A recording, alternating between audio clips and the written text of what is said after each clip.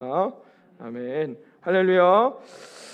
자, 우리 지난주에 이어서 성령의 열매 8번째 열매 온유에 대해서 살펴보는데요. 온유함이라는 열매는 다른 열매들보다, 성령의 열매들보다도 나의 용기, 내 결단이 상당히 필요하다라는 것을 우리가 지난주 말씀을 통해서도 한번 묵상해 볼 수 있었습니다. 왜냐하면 나의 의도와 상관없이 지금 비방을 당하고 있는 거예요. 얼마나 억울합니까? 그렇죠? 자기는 그런 의도가 전혀 없었는데도 더군다나 그 친형제들에게 이럴 때도 우리가 성령의 열매, 온유함을 우리가 가질 수 있을까요? 쉽지 않은 것 같아요. 다른 열매들도 우리가 그 열매를 맺고 살아가는 게 쉬운 일은 아니지만 이 온유라는 이 열매는 더욱 그렇지 않을까라는 생각이 듭니다. 그래서 지난주에 제가 그럼 온유한 열매를 얻으려면 어떻게 해야 되는가? 마음을, 감정, 내 마음을 잘 다스리는 사람이 온유한 열매를 얻을 수 있다, 이렇게 말씀을 드렸어요.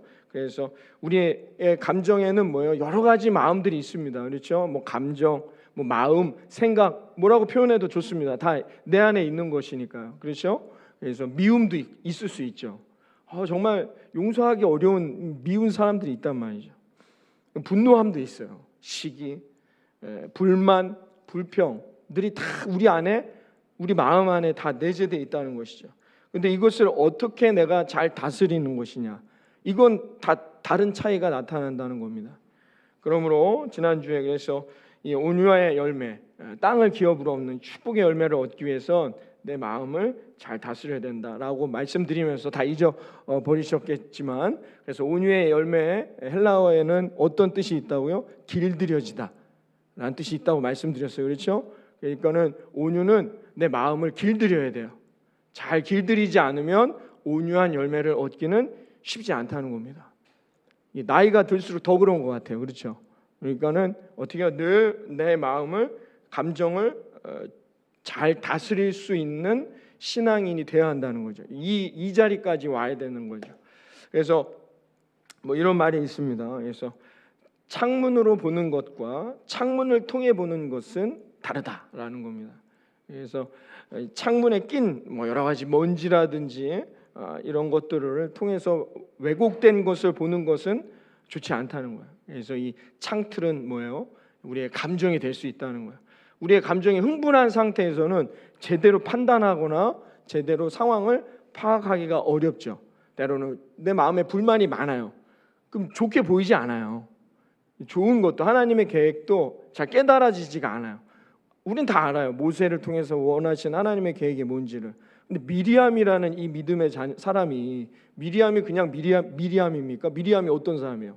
목숨 걸고 자기 동생을 갈대상자로 이렇게 보냈던 사람이 누구예요? 그 어린 시절의 미리암입니다. 그런데 그런 모세가 자라서 리더가 됐다. 미리암이 어떻게 고백할 수밖에 없어요? 하나님의 은혜구나.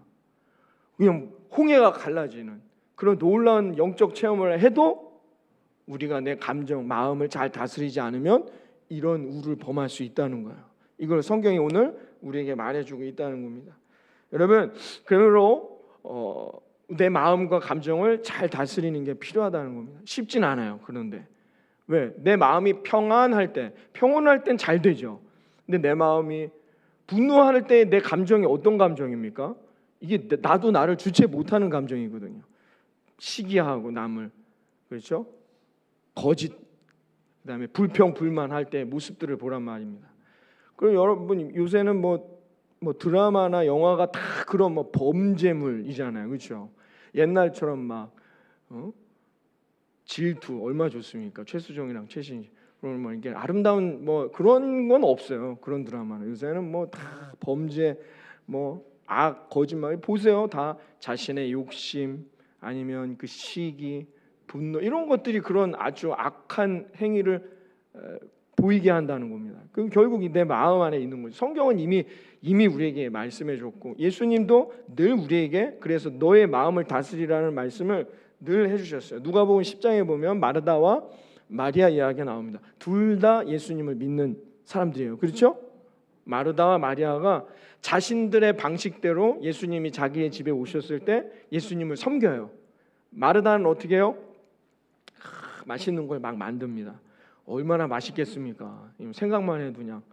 그렇죠? 마리아는 어떻게 해요? 음식을 못 만든 집안일을 못 했는지 예수님 발밑에서 말씀만 들어요. 그러니까 각자가 할 수 있는 최선으로 지금 예수님을 맞이했는데 마르다가 어떻게 해요? 불만의 열매를 쏟아내요. 그렇죠? 왜 마리아를 그냥 내비둡니까? 쟤도 일하게 하세요 라고 말했단 말이에요. 그러면서 어떻게 해요? 불평의 말들을 쏟아냈어요. 그렇죠? 그러면 예수님이 뭐라고 지적을 하셔야 될까요? 야, 너는 왜 그런 말을 하니? 라고 할 수 있는데 누가복음 10장 41절을 한번 읽어봅니다. 예수님이 그 마르다에게 뭐라고 말씀하시는지를 누가복음 10장 41절 말씀 함께 읽도록 하겠습니다.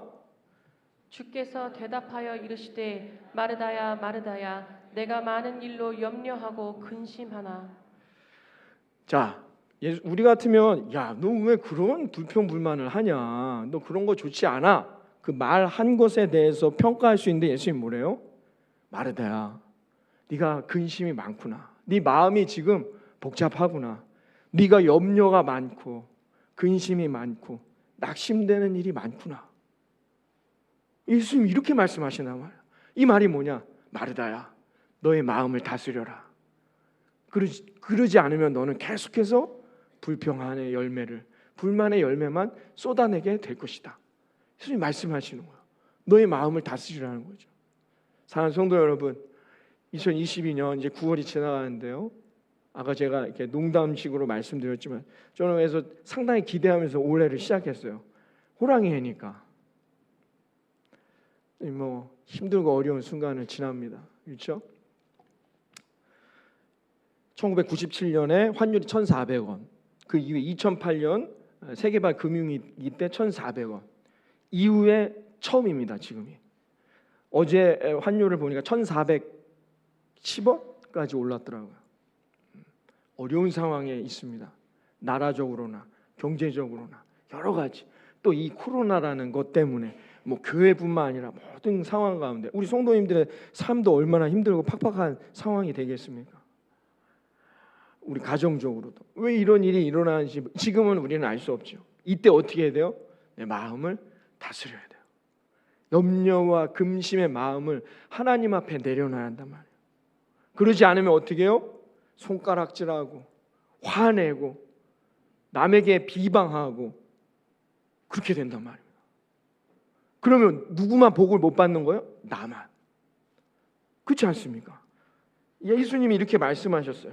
여러분, 너 이러지 마라 마르다. 너가 많은 염려와 근심의 마음이 있구나. 이거 내려놔라 라고 말합니다. 또 나옵니다. 형제간에 상속 문제로 다툼이 일어났어요. 너무 속상했어요. 잘 나누려고 했는데 이 형제들이 그렇게 안 해.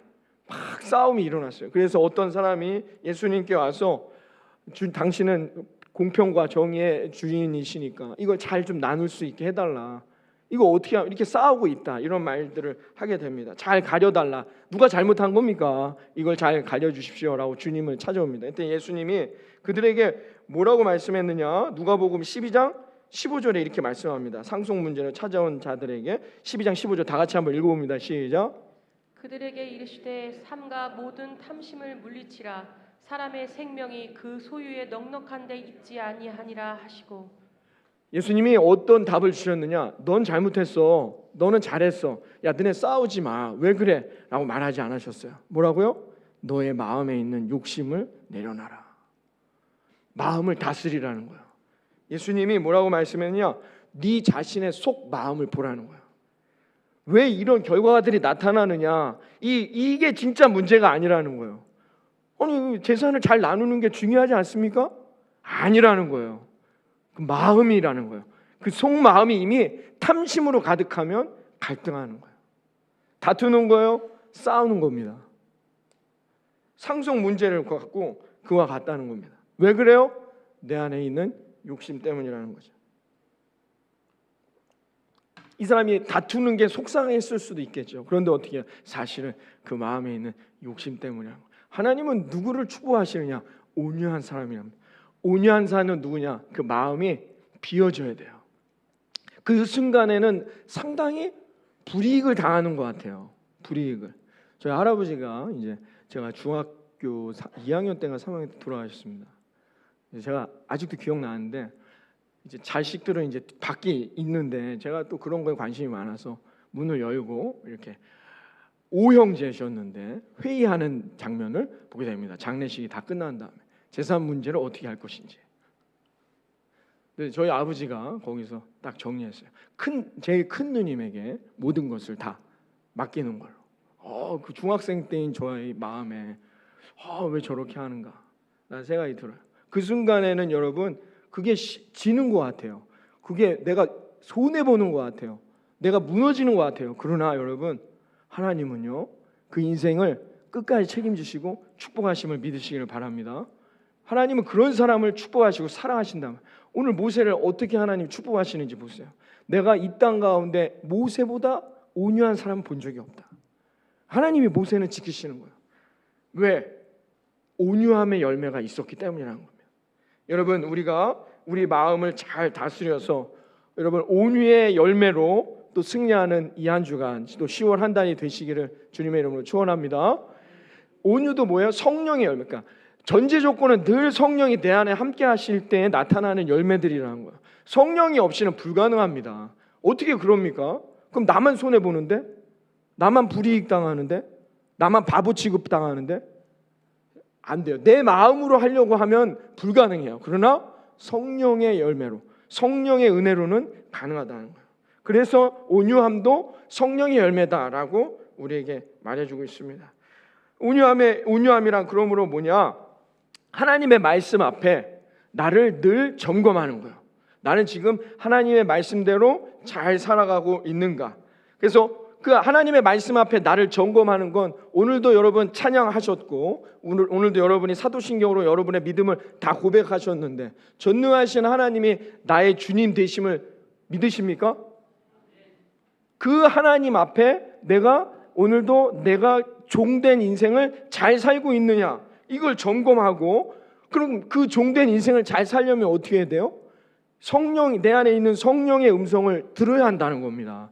아주 간단해요. 그리스도인의 삶의 자세가 뭐 복잡하거나 어렵지 않습니다.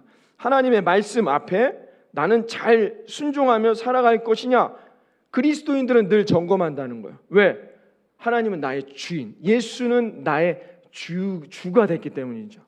주종의 관계가 이루어졌다는 겁니다. 여러분 이 종이라는 표현이 있는데 제가 이제 이 뭡니까 이거 이 성령의 열매가 끝나면 이제 바로 신약 성경을 들어갈 때 첫 주제입니다. 많은 이 종이라는 것은 여러분 그냥 우리가 종했지만 원어에 보면 둘로스라는 표현이 있어요. 헬라어에서 둘로스라는 표현을 씁니다. 둘로스라는 단어가 뭐냐? 노예란 단어예요. 그러니까 사도 바울은 뭐라고 말했느냐? 나는 주의 예수의 노예라는 거예요. 우리는 하나님의 노예인 겁니다. 여러분 노예 되십니까? 종하니까 조금 뭔가 좀 있어 보이잖아요. 아니요. 그리스도인이라는 건 뭐냐? 하나님이 나의 주인이에요. 나는 하나님의 뭐예요? 노예된단 말입니다. 노예에게 생각이 있습니까? 노예에게 자신의 뜻이 있습니까? 노예는 뭐예요? 주인이 하라는 대로 하는 거예요. 여러분 그렇게 지난 한 주간 승리하셨나요? 어떠세요? 이게 쉽지가 않아요. 왜요? 성령이 내 안에 없으면 성령이 내 안에서 학수야 이렇게 해야지라고 인도해 주시지 않으면 우리 모두는 노예로 살기가 어려워요. 다 나의 뜻대로 나의 의지대로 내 생각대로 내 경험대로 사는 게 인간이지 어떻게 그렇게 살아갈 수 있습니까? 그러니까 늘 말씀 앞에 나를 점검해야 돼요. 나는 지금 주님의 노예인가? 노예라고 하니까 너무 좀 거부 반응이 드니까 이걸 종이라고 번역한 거예요. 종이 되는 것이죠. 그래야만이 어떻게 해요? 온유함의 성품도 생겨나는 거예요. 그래야만이 어떻게 해요? 하나님이 예배하신 놀라운 축복도 우리가 얻게 되는 거예요. 그래서 이 10월 한 달 우리 모든 성도님들의 삶과 가정과 일터에 그 성령의 열매가 충만히 맺어지는 이 10월이 되시기를 바랍니다. 그러려면 어떻게 해요? 늘 이 성령님의 뜻을 잘 깨달아야 한다는 겁니다. 예수님께서 내가 너희에게 성령을 보낼 건데 그 성령이 하는 일이 뭔지를 예수님이 설명해 주세요. 요한복음 14장 26절입니다. 함께 읽어봅니다. 요한복음 14장 26절. 보혜사 곧 아버지께서 내 이름으로 보내실 성령 그가 너희에게 모든 것을 가르치고 내가 너희에게 말한 모든 것을 생각나게 하리라. 아멘. 아멘입니까?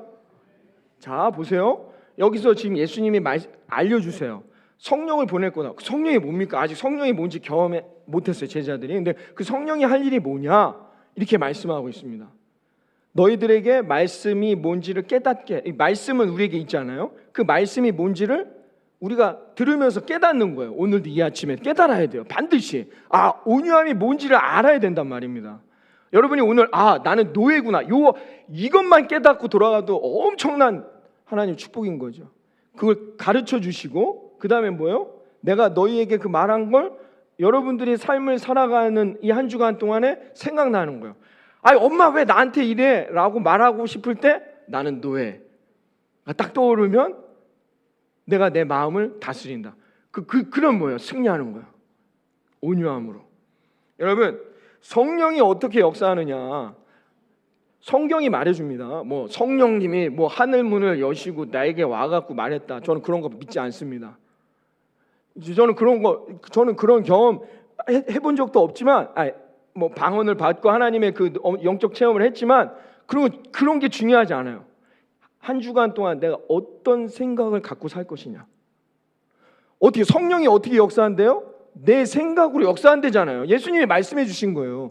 그러니까 여러분이 어떤 생각을 갖고 사느냐가 중요한 거예요. 이 한 주간 동안 나는 노예. 이 생각이 계속 떠오른다. 그럼 그분은 승리한 거예요. 말씀대로 살아 하나님의 은혜를 받은 거예요. 그런데 내일이 됐는데 오늘 저녁만 돼도 가만히 있어봐. 오늘 주일 아까 낮에 말씀이 뭐였지? 생각이 안 난다. 그럼 안 된단 말이야. 그럴 때는 어떻게 한다? 빨리 유튜브로 들어가 구주교회를 검색하셔서 말씀을 다시 보셔야 한단 말입니다.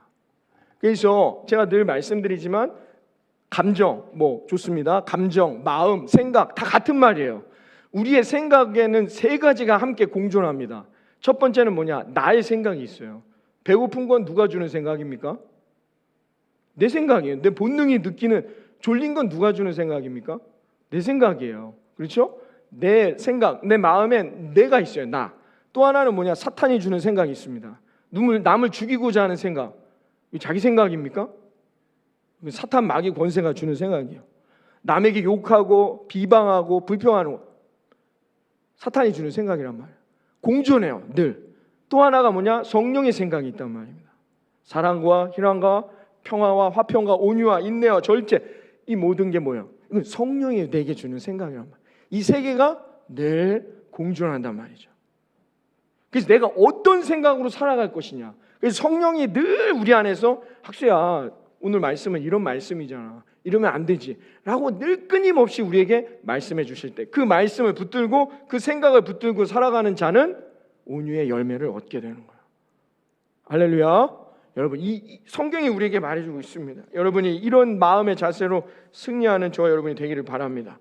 여러분 마르다나 제산 상속으로 온 사람 결국은 뭐냐? 성령의 음성을 못 들어요. 자기의 마음이 지금 혼란하고 복잡해요. 생각이 많단 말입니다. 그래서 성령의 음성을 듣지 못했던 거죠. 그래서 예수님이 너의 마음을 다스리고 그 안에 성령의 생각에 집중하라는 거예요. 그러면 승리한다는 겁니다. 여러분 사실 우리가 언제 많이 분노하느냐? 제가 지난주에 분노에 대해서 많이 살펴봤지만 내 개인적인 분노, 세상을 향한 그 거룩한 분노, 그런 분노가 아니라 내 개인적인 분노는 뭡니까? 비방당할 때죠. 난 그런 일을 한 적이 없는데 그런 일을 했다고 할 때 얼마나 억울합니까? 그렇죠? 오늘 본문의 내용도 똑같은 거예요. 우리 본문을 오늘 한번 자세히 읽어봅니다. 오늘 본문 말씀을 다 같이 12장 여러분 성경을 보시면서 오늘 본문 12장 1절부터 3절을 다 같이 한 목소리로 크게 읽어보도록 할까요? 12장 1절부터 3절입니다. 시작. 모세가 구스 여자를 그 구스 여자를 미리암과 아론이 모세를 비방하니라. 그들이 이르되 여호와께서 모세와만 말씀하셨느냐? 우리도 말씀하지 아니하셨느냐 하매 여호와께서 이 말을 들으셨더라. 이 사람 모세는 온유함이 지면의 모든 사람보다 더하더라. 아멘. 자 보세요. 오늘 비방했어요. 누가? 미리암과 아론이라고 나와 있어요. 그렇죠? 왜 비방했습니까? 왜 그랬느냐? 모세가 구스 여자, 여기서 이제 이 구스라는 것은 이 이스라엘의 역사를 기록한 요세푸스라는 아주 유명한 그 시절의 역사학자가 있는데, 그 사람이 그 자기의 역사서에 보면 모세가 이 구스 여인과 결혼했다는 거예요. 근데 이 여기서 말하는 구스라는 데가 이디오피아, 지금의 아프리카를 말하는 겁니다. 거기에 공주였다라고 그 요세푸스의 이스라엘 역사에는 기록되어 있는데요. 그러니까 모세가 이게 출애굽을 하면서 이 이디오피아와 이제 구스라는 지역과 좋은 관계를 맺으면서 도움을 받고자 결혼을 하게 되는 거죠. 그래서 이 구스 여인이다. 이 이디오피아라는 지역, 지금의 지역의 뭐 역사서에는 공주다라고 기록되어 있는데, 어찌 됐건 하여튼 그런 여인과 결혼했어요. 결혼한다고 결정을 한 겁니다. 그러니까 이 부분에 대해서 비방하고 있단 말이죠. 그러면 2절에 뭐라고 나와야 됩니까? 아니 네가 어떻게 이방인과 결혼할 수 있느냐, 모세 너 그러면 안 된다 라는 내용이 나와야 되겠죠. 그런데 여러분 뭐라고 말합니까? 야 너가 어떻게 그런 이방인 여인, 아니 아프리카인하고 결혼할 수 있니? 우린 이스라엘인인데 라고 말해야 되는데, 2절에 보세요. 2절에 뭐라고 말했느냐? 그들이 이르되 여호와께서 모세와만 말씀하시느냐. 이게 그 마음의 중심이에요. 지금 미리암의 마음의 중심이 뭐냐? 아마도 오늘 본문에 나와 있진 않지만 모세가 기도했던 것 같아요. 하나님 앞에 내가 어떤 결정을 해야 그게 하나님이 보실 때 옳을지. 그렇잖아요. 이런 많은 불평과 불만이 나올 걸 모세도 알고 있었단 말이에요. 그래서 모세가 하나님 앞에 막 기도했더니 하나님이 어떤 사인을 주신 것 같아요. 그렇죠? 그러니까는 모세가 그 하나님의 음성을 듣고는 결정을 한 거예요, 이거를. 그래서 이렇게 결혼을 하겠다 공식적으로 발표를 하니까 미리암이 뭐라고 얘기했냐? 너만 하나님하고 음성을 듣느냐? 왜 하나님은 우리한테 말씀 안 하니? 이렇게 말하는 거야. 문제는 뭐냐? 어떻게 이방 여인과 결혼할 수 있느냐? 이게 아니라 뭐냐? 지금 마음에 뭐가 있어요? 시기심이 가득해요. 미리암이 시기심이 가득했단 말이에요. 그게 지금 은연중에 2절 말씀에 드러나고 있는 것입니다. 미리암이 어떤 여인입니까? 그 당시에는 어떻게 해요? 여성과 아직 성인이 안 된 아이들은 뭐예요? 사람 수에서 뺐습니다. 이 말은 뭐냐? 사람 취급 못 받았다는 얘기예요. 여기 딱 오늘 모인 사람을 셀 때에 성인 남자만 셌단 말이에요. 성인 남성들만. 그 시절이나 지금이나. 우리가 백일잔치 뭐 돌잔치 왜 합니까? 그 안에 옛날에 많이 죽으니까 그 시간을 좀 넘기라는 얘기 아닙니까? 그 사람 취급 못 받던 시기였단 말이에요. 여성이 사람 이게 셀 때 빠져 있어요. 그런데 미리암이 어떻게 해요? 홍해를 건넜을 때 우리 미리암의 노래 알지 않습니까? 출애굽기에 보면 어떻게 해요? 미리암이 노래를 하면 그래서 백성들이 그 노래를 함께 찬양하며 합창하며 어떻게 해요? 하나님을 찬양한단 말이죠. 그러니까 미리암은 엄청난 영향력을 행사하던 사람이었다는 것을 우리가 추론해 볼 수 있다는 거예요. 이스라엘 민족 출애굽, 모세가 내 동생이야. 그러니까 미리암이 노래를 하니까 막 다 따라 부르는 이런 영향력이 있는 사람이에요. 근데 홍해를 걷는 다음부터 점점 그 영향력이 지금 누구에게만 집중돼요? 동생한테. 미리암의 마음에 뭐가 어떤 마음인가 생각이 드는 거예요. 왜 나는 뭐야? 내가 어릴 때 안 구해줬으면 지금 제가 존재나 하나? 왜 하나님은 제하고만 말씀하시지? 이거예요. 딱. 왜 여호와께서 모세와만 말씀하시느냐라는 겁니다. 그런데요, 자 모세 입장에서는 억울하죠. 더군다나 가족이 다른 사람도 아니. 근데 2절에 보세요. 그들이 이르되 여호와께서 모세와만 말씀하셨느냐? 우리와도 말씀하지 않으셨느냐? 아니하셨느냐? 하매 모세가 뭐라고 대답한 내용이 있습니까? 없습니까? 없어요. 아무 말도 안 하고 있습니다. 그랬더니 여호와께서 이 말을 듣고 여호와 하나님이 평가하십니다. 이 사람 모세는 온유함이 지면의 모든 사람보다 더하니라. 모세는 침묵으로 대응했어요.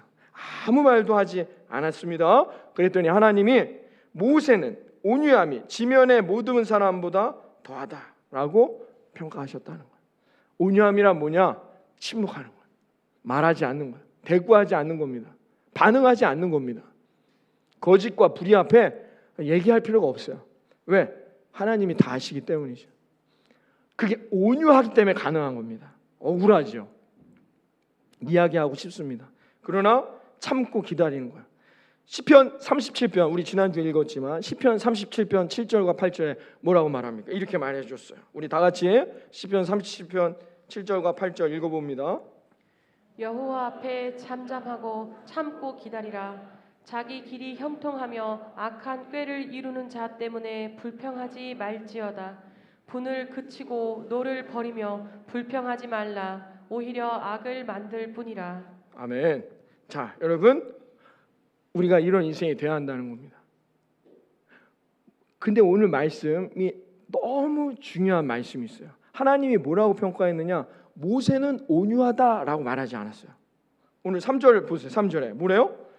3절을 다 한번 읽어봅니다. 3절 말씀 시작. 이 사람 모세는 온유함이 지면의 모든 사람보다 뭐예요? 온유함이 더해졌다라고 말합니다. 하나님이 모세를 온유하다라고 말하지 아니하시고 뭐래요? 이 세상 가운데 살아가는 사람 중에 온유함이 더해졌다라고 말했다는 것이죠. 이게 중요합니다. 여러분, 무슨 말이냐? 모세에겐 그럼 뭐가 없었다는 거예요? 온유함이 없었다는 거예요. 그런데 온유함이 이렇게 하나님을 만나고 하나님 안에 신앙생활하고 믿음 생활을 하다 보니까 모세가 뭐예요? 온유함이 더해졌다라고 하나님은 평가하셨다는 거예요. 여러분, 오해하지 마십시오. 온유하다고 해서 그 사람이 성질이 없는 게 아닙니다. 온유하다고 해서 그 사람이 이제 화도 안 내는 사람이라는 뜻이 아니란 말입니다. 온유하다고 해서 그 사람 마음에 이제 아유 저분은 우리 김 목사님은 온유하셔 하면 저는 뭐 불평도 없고 불만도 없고 화가 없다는 게 아니란 말이에요. 그러나 온유함이 더해졌다는 건 뭐냐? 그 마음을 다스린다는 거야. 모세가 어떤 사람입니까? 그 젊은 시절에 불의를 보고 자기 백성이 고통받는 걸 보고 이집트 병사를 죽이는 사람입니다.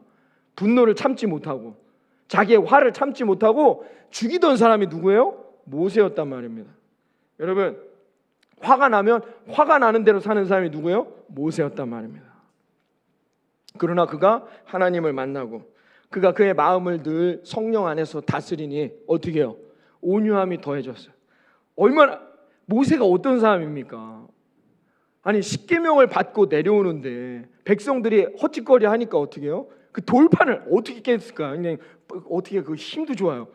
그런 사람이란 말이에요. 눈에 말씀을 받을 만한 그런 자격도 없는 것들이야. B형의 다혈질 모세, 예? 제가 B형의 다혈질인데 그런 사람이었단 말입니다. 예전에 코로나가 19년에 오기 전에 이제 고등학교 동창회를 크게 했나 봐요. 그래서 뭐 저한테도 몇 번 연락이 왔는데 아니 제가 어떻게 갑니까? 이제 또 금요일 날인가 한다고 하더라고요. 그래서 아니 나는 예배도 있고 갈 수가 없죠. 친구들한테 연락이 왔는데 근데 뭐 크게 동창회를 해가지고 뭐 선생님들도 다 오셨나 봐요. 그 이제 저희 고등학교 때 선생님들도 근데 하나같이 김학수는 요새 뭐 하고 지내냐고 물어보시더래요. 너무 궁금하셨나 봐요. 여러분들이 저의 고등학교 학창 시절은 천국 가서 그 심판대 위에 제 뒤에서 보시면 아실 수 있습니다.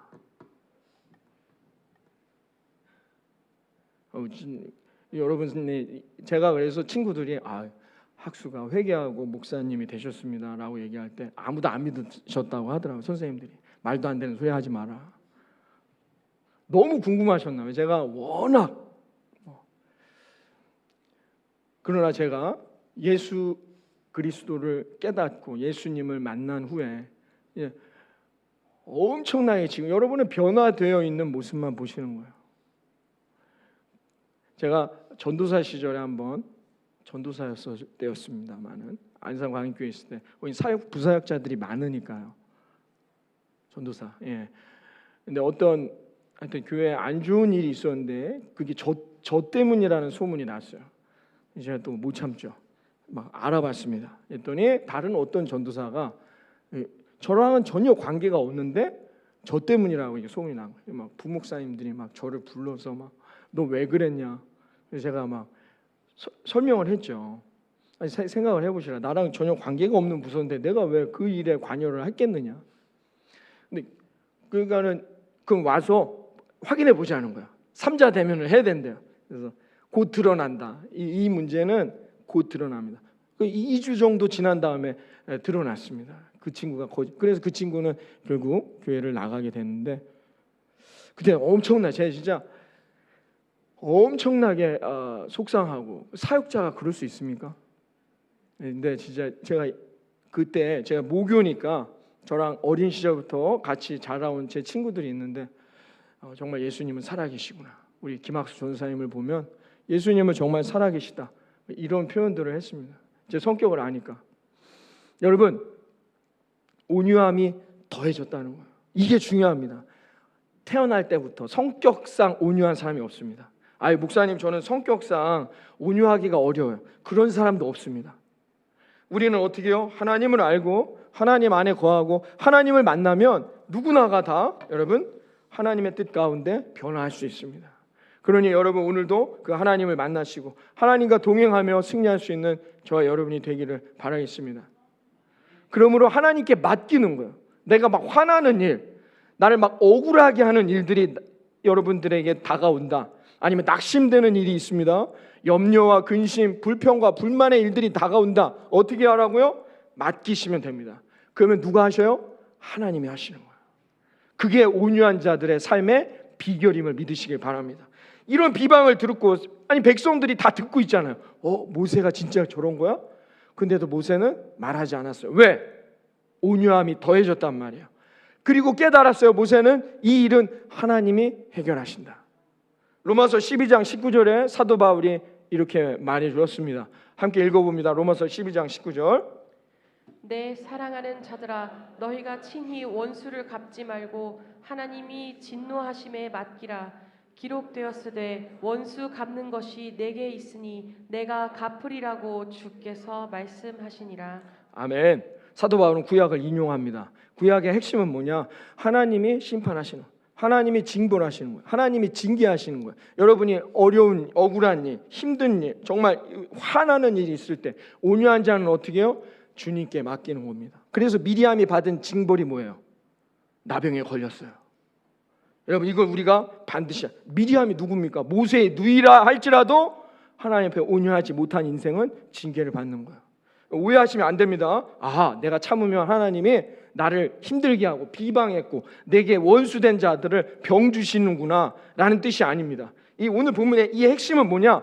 하나님의 방법, 하나님의 다스림에 우리는 맡기는 거예요. 어떤 방법과 다스림으로 하나님이 어떤 일을 하실지 몰라요. 그러나 여러분 우리의 삶에 나를 비방하거나 나를 욕하거나 내게 원수된 자가 있다 할 때 어떻게 해요? 하나님께 맡길 수 있는 저와 여러분이 되기를 바랍니다. 이게 가장 신앙적이며 가장 현명하고 가장 하나님이 기뻐하시는 방법이라는 거예요. 주님께 맡길 수 있는 저와 여러분이 되기를 바랍니다. 그리고는 뭐예요? 내 마음은 용서해야죠.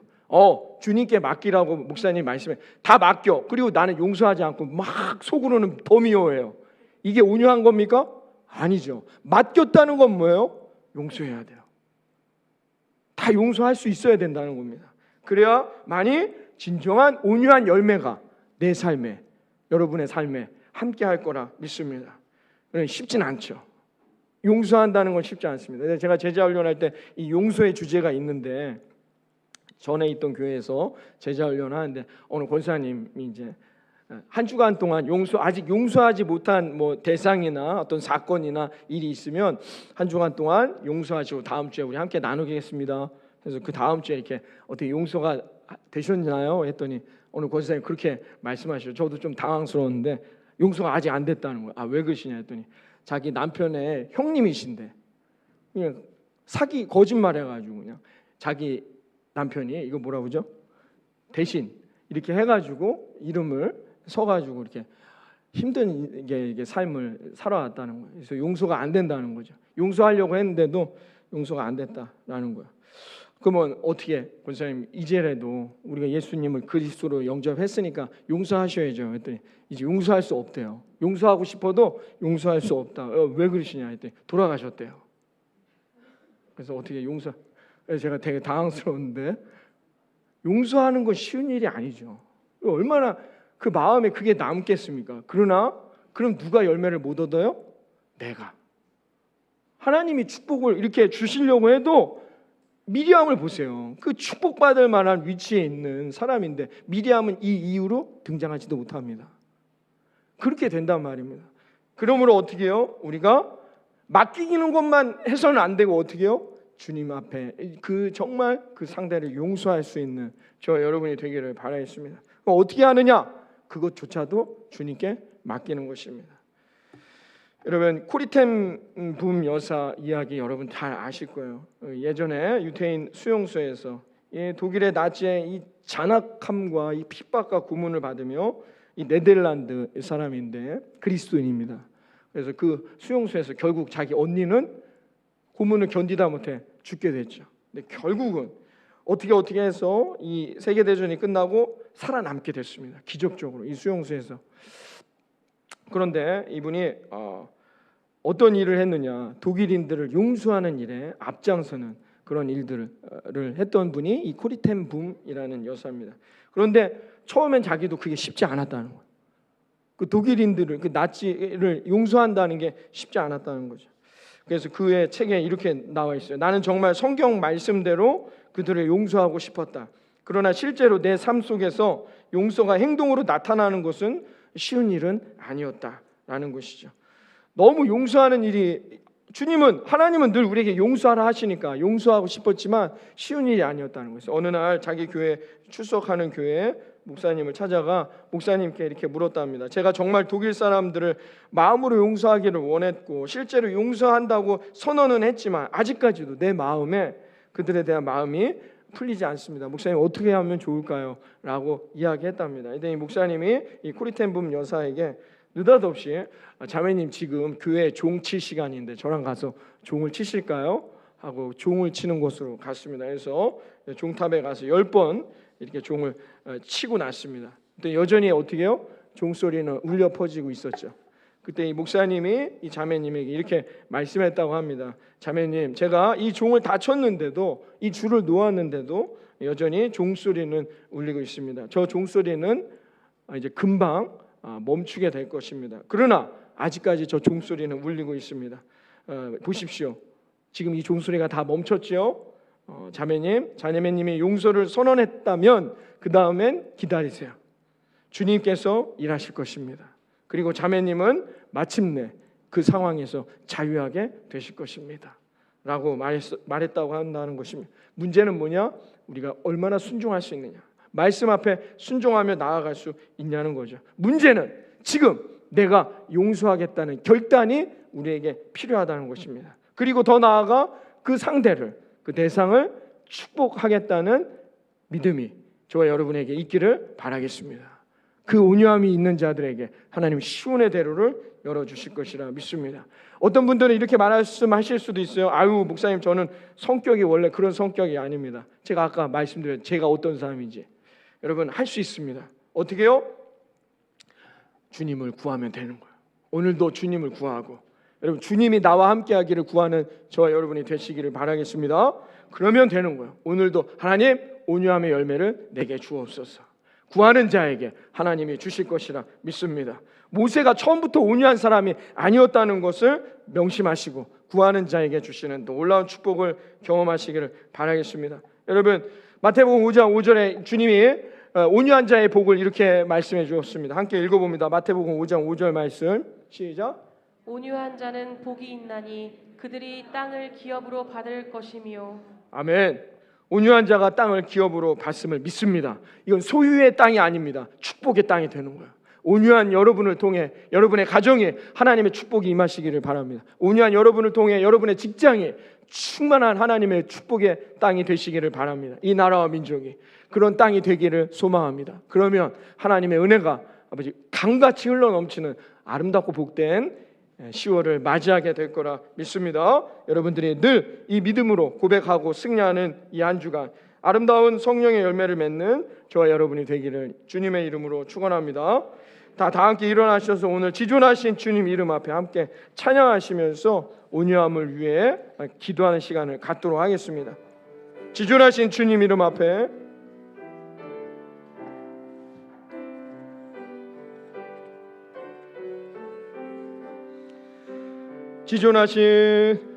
지존하신 주님 이름 앞에 모두 무릎 꿇고 모두 무릎 꿇고 나 경배해. 거룩하신 주님 보좌 앞에 아멘 엎드려 절하.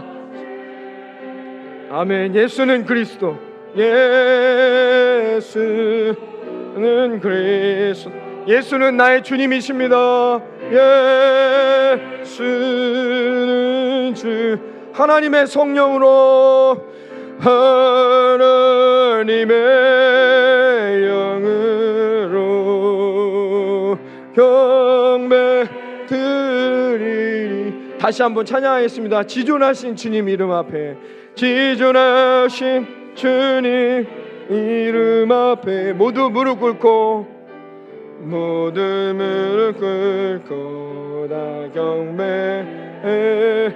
거룩하신 주님 보좌 앞에 엎드려 절하세.